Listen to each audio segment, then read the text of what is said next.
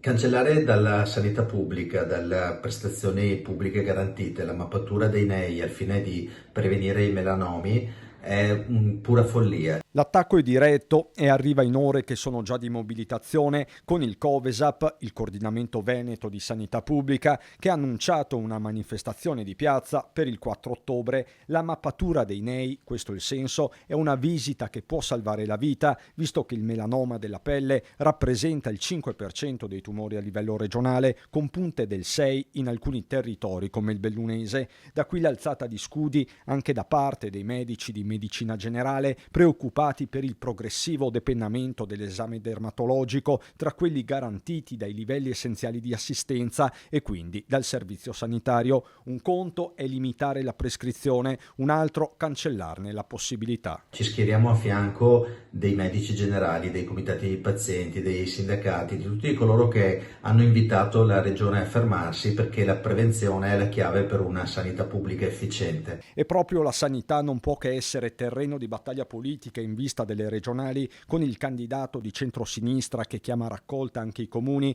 La mappatura dei nei sarebbe solo la punta dell'iceberg di una sanità che scivola verso il privato. Invitiamo tutti i comuni ad adottare un ordine del giorno che faccia ragionare e faccia fermare la Regione su questo, perché la prevenzione è la chiave del nostro futuro.